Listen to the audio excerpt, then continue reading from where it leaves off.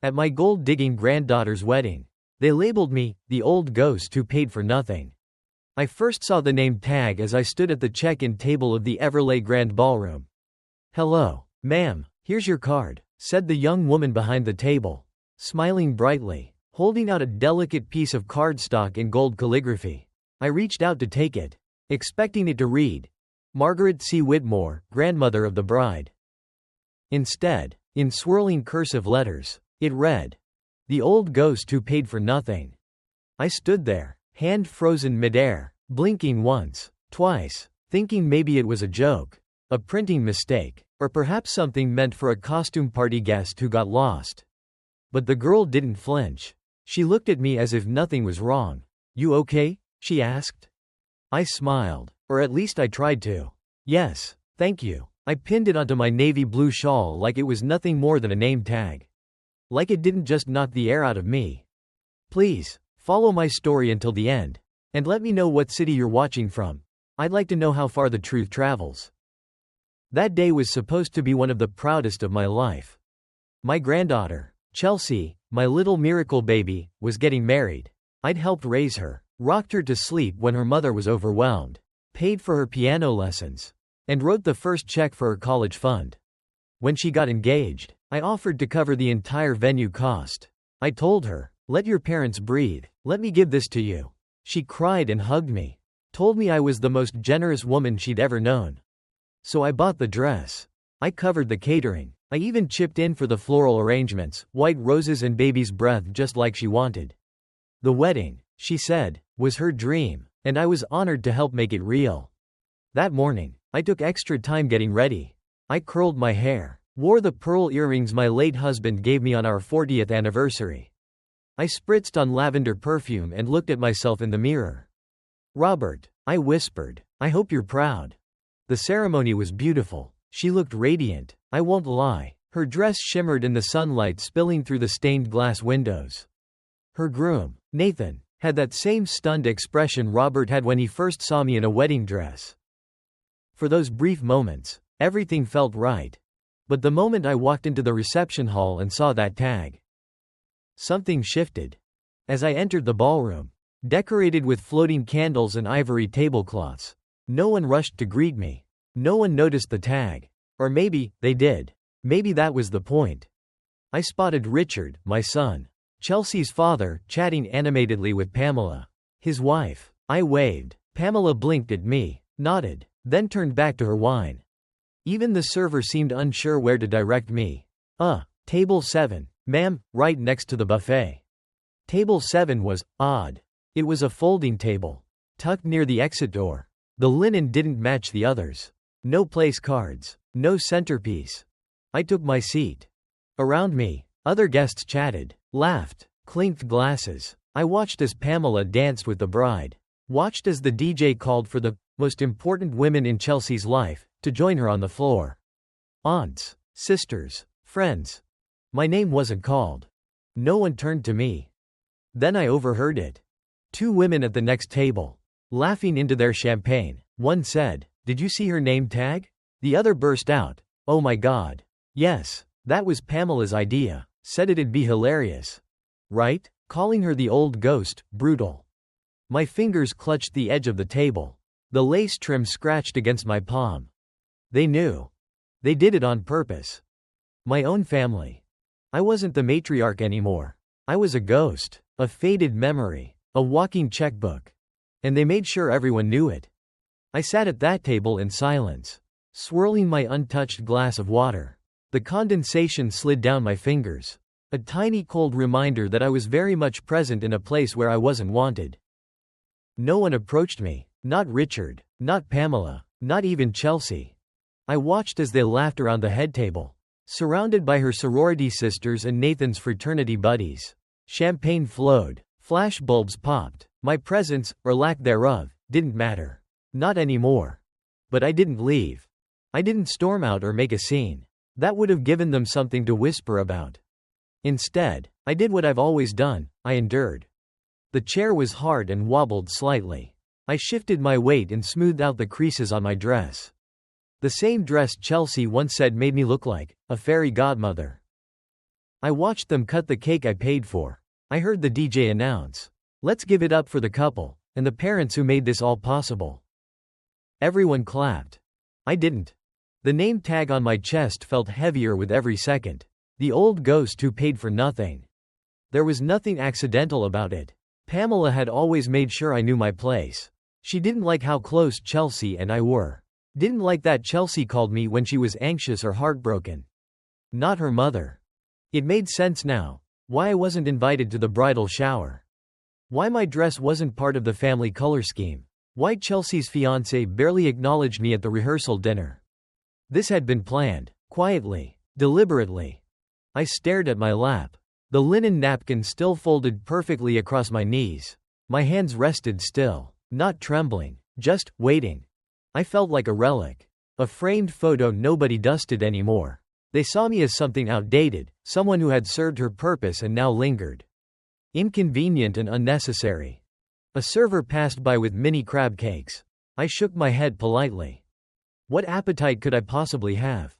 Then, across the room, a young woman, maybe one of Nathan's cousins, caught my eye. She tilted her head slightly. Then mouthed, "I'm sorry." Just that, nothing more. It hit me harder than I expected. Not the cruelty, but the recognition, the quiet acknowledgement that what they'd done wasn't just tasteless, it was cruel. That I hadn't imagined it. I gave her the smallest nod. And in that moment, something inside me began to shift, not rage. Not yet, but clarity. A kind of settling, like dust after a storm. I looked around again. No one else noticed me. No one cared that I sat alone. I was, to them, exactly what the card said, a ghost. But what they didn't realize was that ghosts remember everything. I sat through the rest of that reception like I had sat through so many family dinners in recent years, present. But irrelevant. The speeches began. Pamela stood with a champagne flute. Her voice syrupy sweet. "We just want to thank everyone who made this day possible," she said, "especially those who supported us financially, emotionally, and spiritually." Her eyes swept the room. She didn't glance in my direction. "You know who you are." The guests laughed. Some clapped. I sipped my now lukewarm water. Then Richard spoke. My son. The boy I raised with late-night stories and scraped knees and whispered encouragements after math tests. He held the microphone with a casual grin. "Chelsea, you've always been a light in our lives. And today, I'm reminded of how proud your mother and I are to see you step into this next chapter."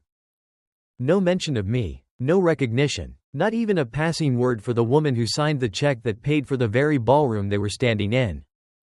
I wondered, had they convinced themselves I'd done nothing? Or worse, had they always seen it this way? I looked down at the name tag again. The calligraphy was beautiful. Someone had spent time designing this insult. My thoughts drifted back to when Chelsea was 10 and broke her ankle at camp. Pamela had been out of town. Richard unreachable. It was me who drove 3 hours in the rain to pick her up. Me who sat beside her in the holding her hand as the nurses prepped her for x-rays. Chelsea cried the whole drive back. She didn't want to miss her ballet recital. "You'll dance again," I told her, "and I'll be in the front row. Like always." And I was. I was always there. I watched her graduate high school. Clapping the loudest. Sent her care packages every month of college, cookies. Handwritten notes. Sometimes a $20 bill tucked inside. Not because she asked, but because I remembered what it was like to be young and lonely and far from home. She used to call me her rock. Said I was the only one who never judged her. When she got engaged, she asked if I'd sew the blue ribbon into her dress, something old. Something borrowed. But now I was neither old nor borrowed. I was erased. The DJ's voice brought me back to the present. "All right, let's get our bride and her mother on the dance floor." The room clapped. Pamela stood, beaming, as she took Chelsea's hand. And I sat. Still. Uninvited. Just then, someone tapped my shoulder. I turned and saw Martin Reynolds, Robert's old attorney. He looked the same as ever, if a little grayer. "May I?" he asked, gesturing to the empty chair beside me. I nodded. "Didn't expect to see you here." "Didn't expect to come," he said, his tone low, "but after seeing your name tag from across the room." He trailed off, his eyes narrowing at the words pinned to my chest. "That's cruel." I shrugged, lips tight. Seems accurate. Ghosts don't belong at weddings. He looked at me a long moment. Then he reached into his inside jacket pocket and pulled out a small envelope. Robert left this with me. Said to give it to you only if the day ever came that your family stopped remembering who you were. I stared at it. My fingers hovered for a second before I took it. It was sealed with his handwriting on the front. Maggie, if they forget. Something lodged in my throat. Martin stood. Read it when you're ready, he said, and if you need anything at all. I nodded, not trusting myself to speak. As he walked away, I slipped the envelope into my purse. The weight of it both terrifying and comforting. They thought I was a ghost. But Robert, he'd left me a key to the living. And I wasn't done yet. I didn't open the envelope at the wedding. Somehow, that felt too sacred a thing to do in a room that had already stripped me of every ounce of dignity. I waited until I was home. The house was quiet, the kind of quiet that seeps into your bones. I slipped off my shoes by the door, hung up the shawl I'd worn, still bearing the name tag.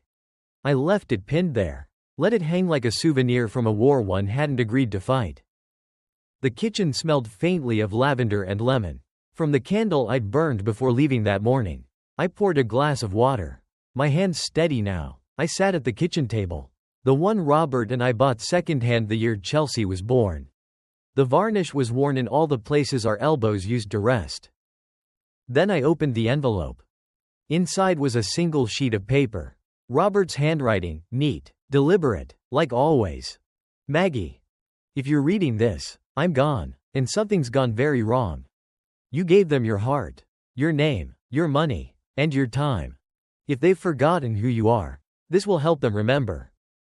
Beneath that was a copy of an addendum to his will, signed and notarized, dated 3 months before his heart gave out.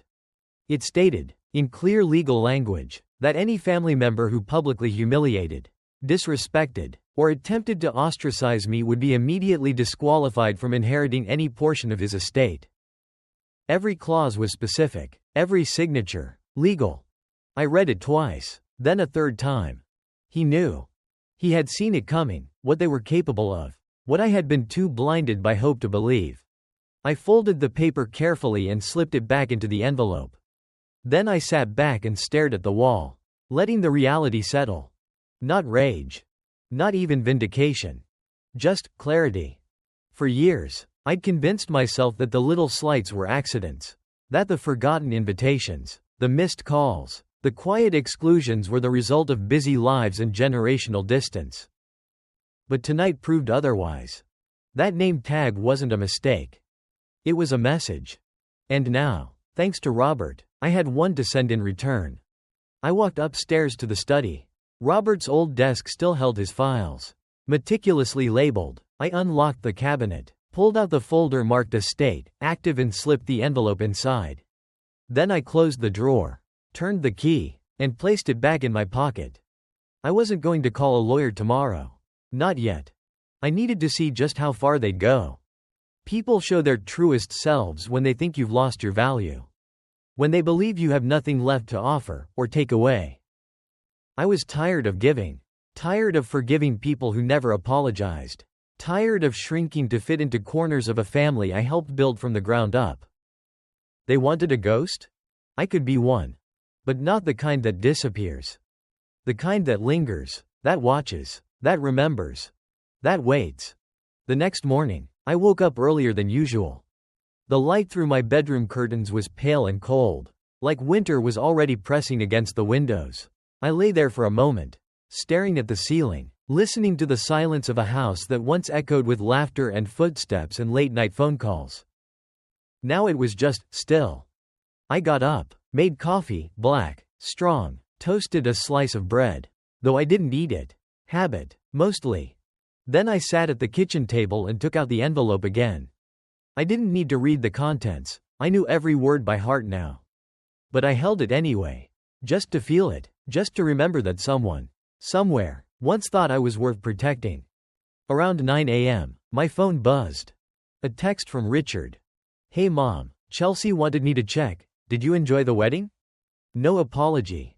No mention of the name tag. No acknowledgement of the fact that I sat alone. Unspoken too, for the entire night. I stared at the message for a while. Then I typed. It was illuminating. And I hit send. I knew what would happen next.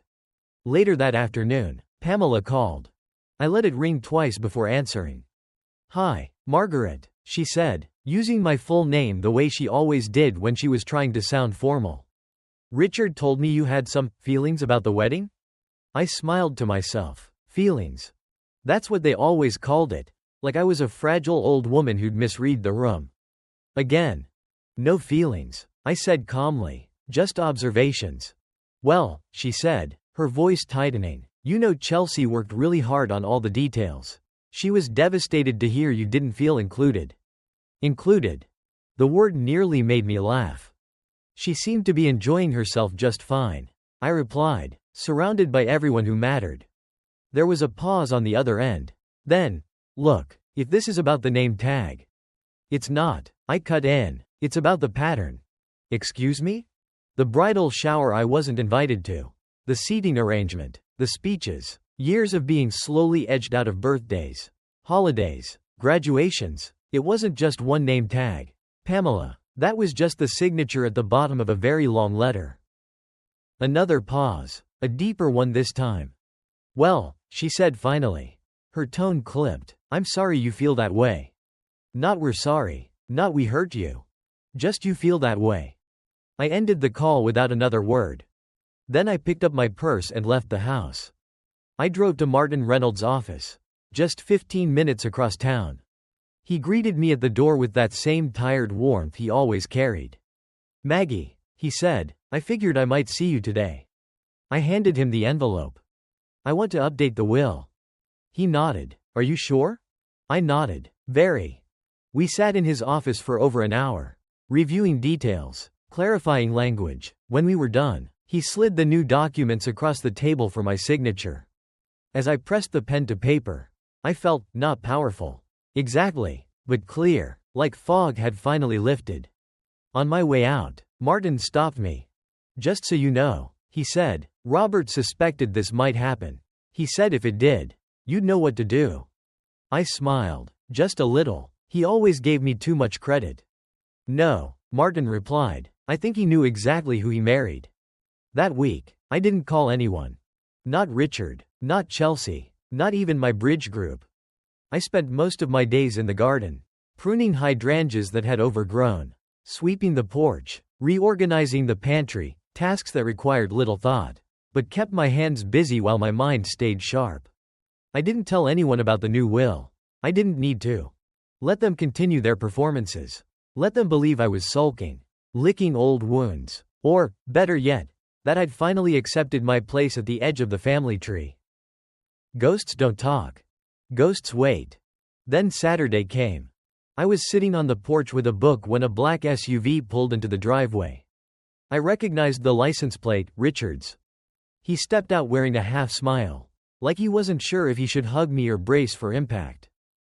"Mom," he said, hands in pockets, "thought I'd stop by. You haven't been answering." "I've been home," I replied, turning the page. He sat across from me, in Robert's old rocking chair. The wood creaked under his weight. "Chelsea's feeling weird," he began. "She said you didn't even say goodbye at the wedding." I didn't know I was expected to. He frowned. "Come on, Mom, it was her big day."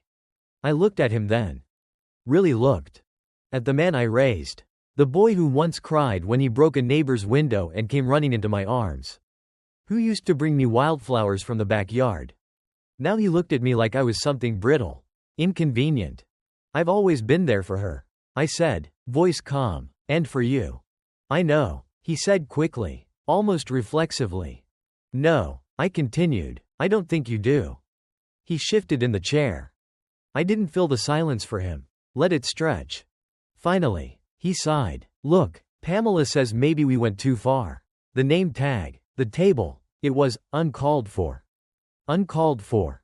I nodded slowly. It was deliberate. He didn't deny it. Then he said something that might have broken me. Had this been a year ago, "We figured you'd be okay with it. You always forgive us." I set my book down. "That's true," I said. "I've always forgiven." He smiled, relieved.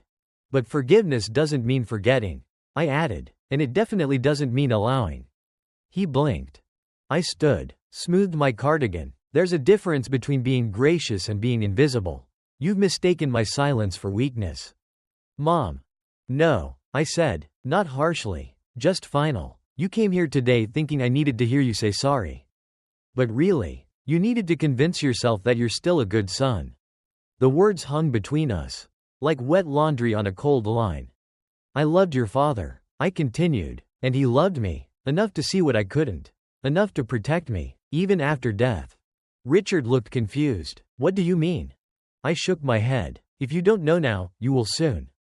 I walked him to the door, handed him his coat. As he stepped outside, he hesitated. We're family, Mom. I looked at him gently. Family remembers who fed them when they were hungry, who paid when they couldn't, who stayed when everyone else left. He didn't respond. I closed the door. Not with anger, but with clarity. And clarity, I've learned, is a kind of peace more powerful than any apology. 3 days passed after Richard's visit. I didn't hear from anyone. Not a text, not a call, not even one of those polite, passive-aggressive group messages Pamela likes to send with photos from brunches I'm never invited to. The silence didn't bother me. It clarified everything. On Wednesday, I went to my lawyer again. Martin greeted me with his usual quiet professionalism, but this time there was a flicker of anticipation in his eyes. You ready? He asked. I nodded. We reviewed the new estate provisions once more. I added an additional clause, something I'd thought about after Richard's visit. It would direct a portion of the inheritance to a local scholarship fund in Robert's name. For girls who'd been overlooked, forgotten, erased. I want them to know, I told Martin, that being invisible doesn't mean being powerless. He smiled. Robert would have liked that. When we were done, I walked back to my car slower than usual. The sky was gray, the air heavy with the promise of rain. But for the first time in weeks, I felt lighter. Not because I'd done something vindictive, but because I'd finally stopped asking to be seen. That evening, just before sunset, the doorbell rang. I opened it to find Chelsea standing there. Her makeup was perfect, as always, but her eyes gave her away. Hi, Grandma. I nodded, stepped aside. Come in. She walked into the living room like she didn't quite belong there anymore.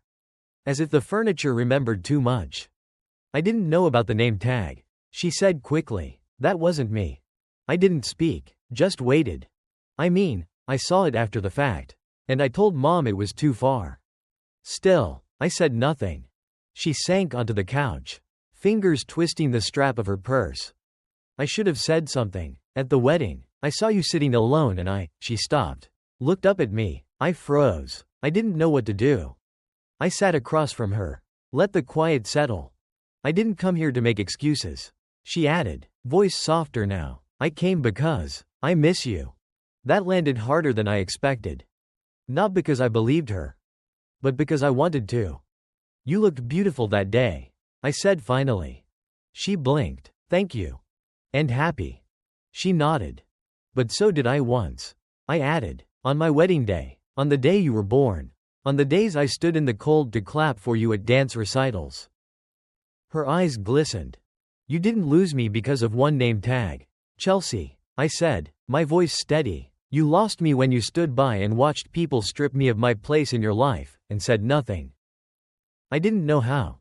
You could have looked at me. The silence between us cracked like thin ice. I can't undo it, she whispered. No, I agreed, you can't. She reached into her purse, pulled out an envelope. I don't want your money. I don't care about the will. I just want. I raised a hand. This isn't about money. She looked confused.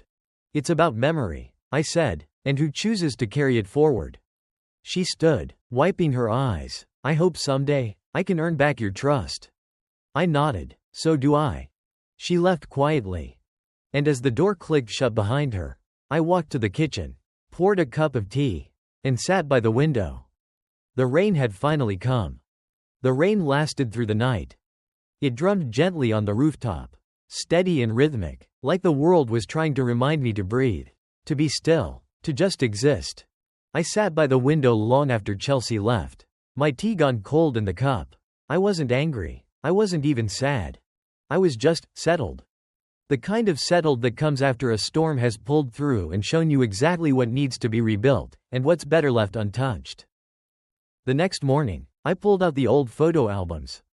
Not because I was feeling sentimental, but because I needed to remember who I was before they decided I was someone else.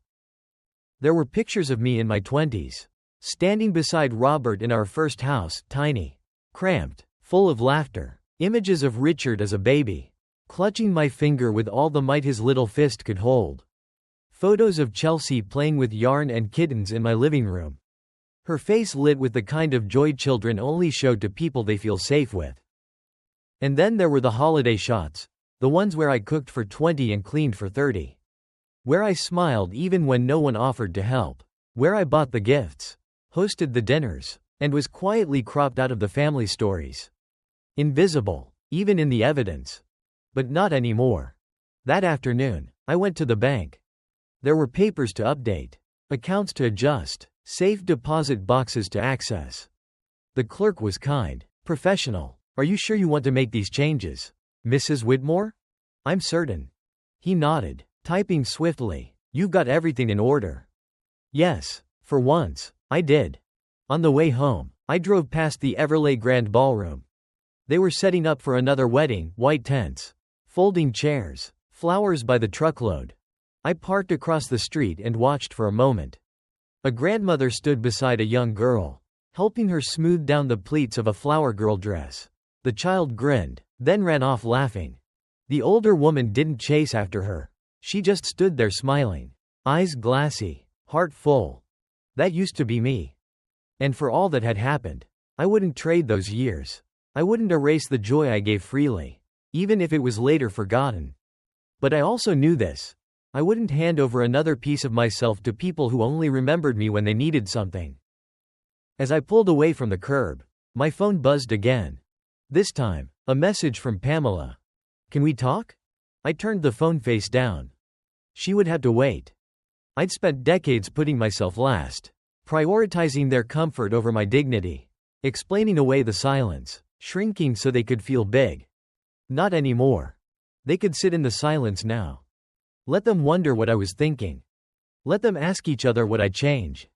Let them realize, too late, that the ghost they tried to bury still knew where every door creaked, every window opened, and every secret was kept. The following week, I met with Martin one final time.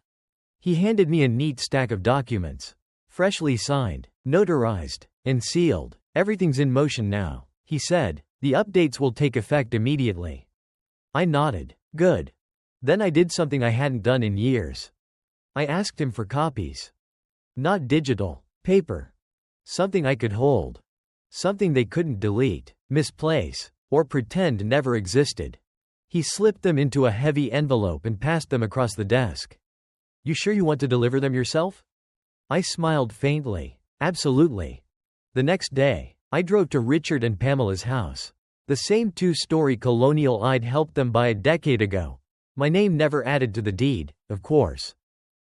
Chelsea's car was in the driveway. How perfect.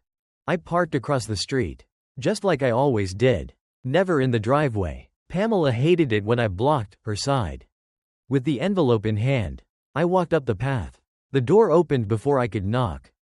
Pamela stood there in yoga pants, holding a smoothie, eyebrows already raised. "Maggie," she said, cool and clipped, "wasn't expecting you."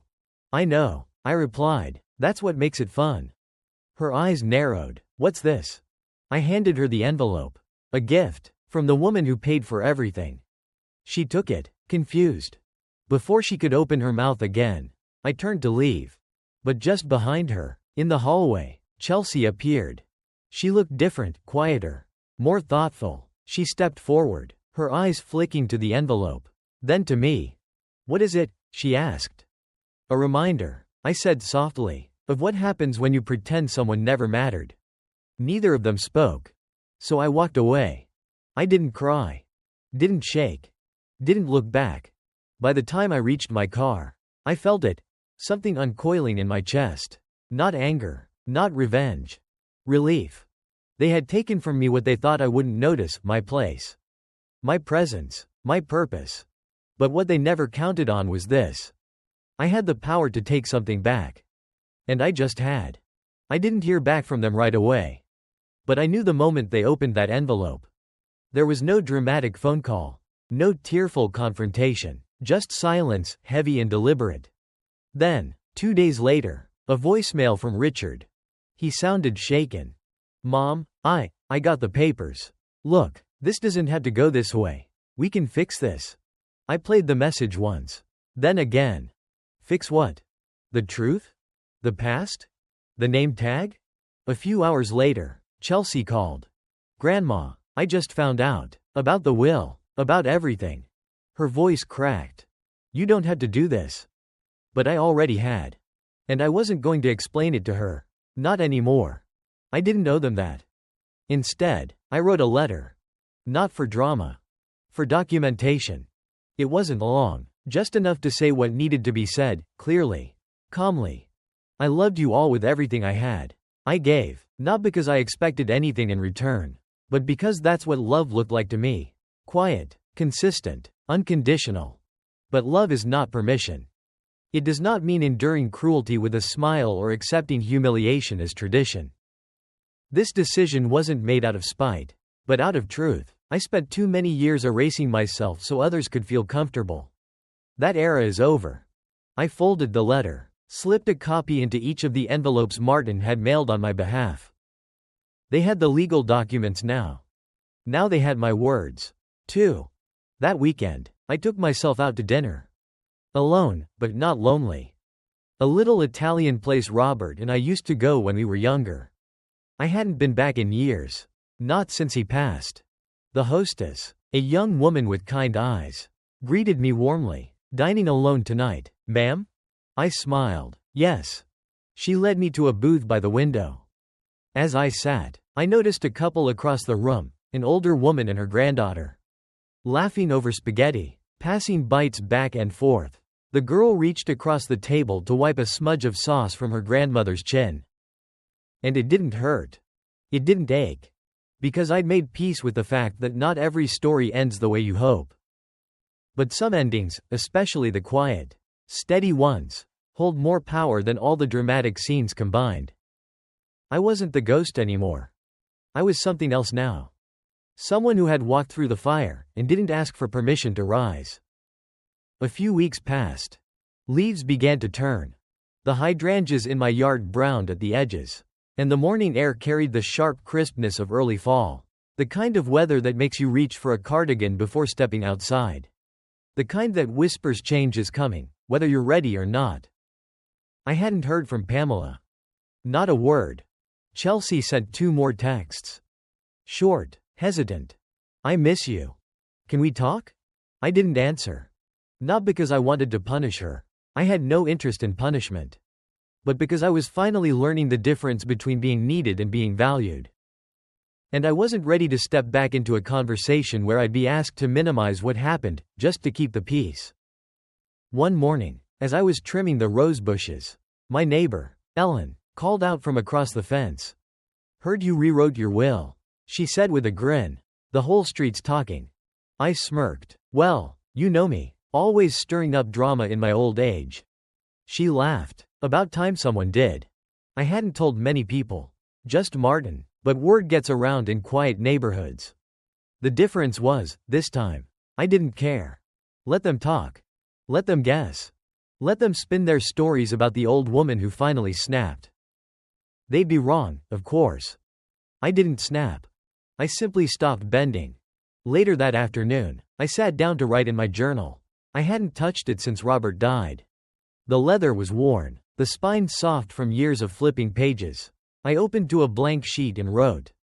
They mistook my grace for absence, my silence for consent, my generosity for weakness. They won't make that mistake again. It wasn't vengeance I'd found. It was voice. I wrote about the name tag, about table 7, about the quiet click of the door when Richard left my porch. And I wrote about the dinner alone at the Italian restaurant.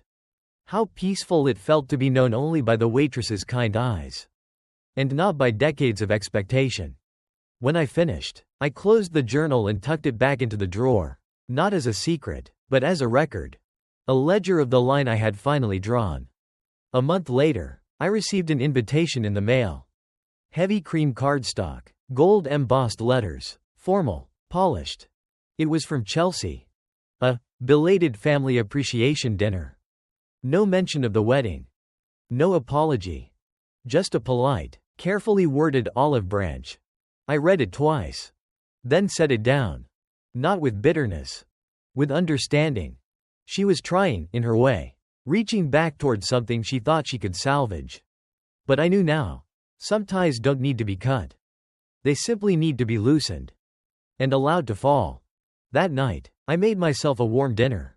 One of Robert's favorites, lemon rosemary chicken, roasted potatoes, a glass of red wine.